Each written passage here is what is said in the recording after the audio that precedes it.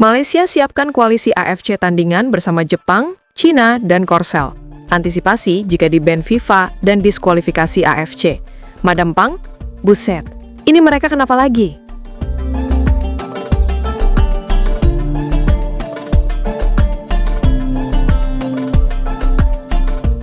Drama baru muncul lagi di kancah sepak bola Asia. Belum selesai soal kontroversi boykot FIFA Series, sekarang ada isu yang jauh lebih aneh, lebih besar, dan lebih gak masuk akal. Malaysia dikabarkan mulai mempersiapkan sebuah koalisi tandingan di ranah AFC, semacam blok alternatif, buat jaga-jaga kalau mereka benar-benar dijatuhi sanksi ban oleh FIFA, atau bahkan dikeluarkan dari agenda AFC. Dan yang bikin heboh bukan cuma idenya. Yang bikin heboh adalah daftar negara yang katanya mau diajak. Jepang, China, dan Korea Selatan. 3 negara raksasa Asia. 3 negara yang federasinya disiplin, kuat, stabil, dan punya hubungan sangat baik dengan FIFA.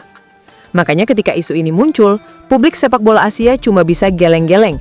Karena langkah ini justru memperlihatkan bahwa Malaysia lagi berada dalam posisi bingung dan panik. Bukannya selesaikan masalah, malah bikin manuver baru yang makin jauh dari jalur perkembangan sepak bola modern. Komentar paling jujur datang dari Madam Pang, salah satu figur paling terkenal di Thailand. Biasanya beliau sangat elegan dan diplomatis, tapi kali ini ucapannya pendek dan telak. Buset, ini mereka kenapa lagi? Kalimat yang mewakili seluruh Asia Tenggara.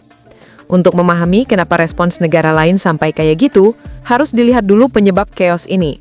Semua bermula dari rasa tidak terima ketika penunjukan FIFA Series tidak jatuh ke Malaysia. Narasi yang muncul kemudian semakin melebar, mulai dari isu dianaktirikan sampai tuduhan bahwa FIFA tidak transparan. Masalahnya narasi-narasi itu tidak pernah ditunjukkan dengan bukti konkret, dan ketika federasi terus bermain di ranah opini yang memancing konflik, FIFA mulai mengeluarkan peringatan.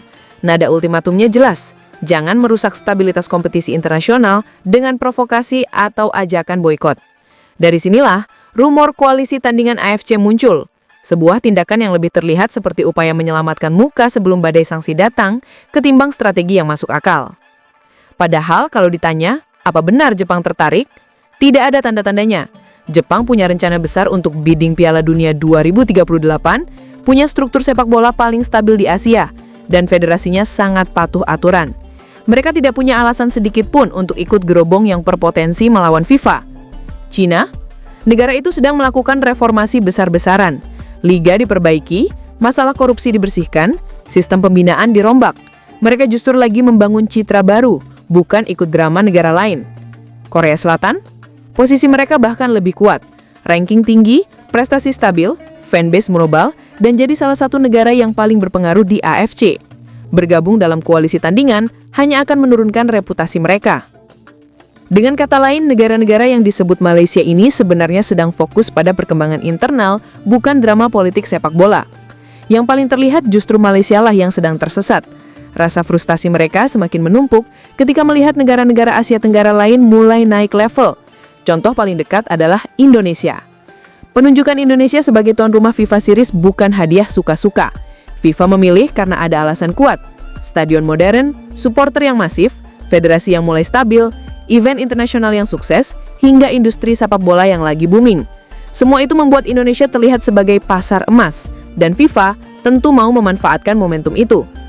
Thailand stabil, Vietnam terus membangun, Singapura juga berbenah di level federasi dan youth development. Di sisi lain, Malaysia menghadapi banyak masalah internal. Liga kurang konsisten, infrastruktur belum merata, laporan kompetisi tidak tertata, hingga kebijakan federasi yang sering berubah-ubah. Itu membuat mereka stagnan sementara negara lain melaju. Bukannya introspeksi dan membenahi diri, Malaysia justru memilih jalur agresif, narasi provokatif, ajakan boikot, dan kini koalisi tandingan. Masalahnya, langkah-langkah seperti ini tidak menyelesaikan apapun, justru bisa memperparah hubungan mereka dengan FIFA dan AFC.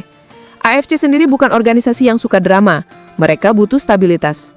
Kalau ada negara yang mulai mendorong agenda blok-blokan di dalam konfederasi, itu bisa mengacaukan sistem, memecah negara anggota, dan berpotensi menimbulkan konflik berkepanjangan.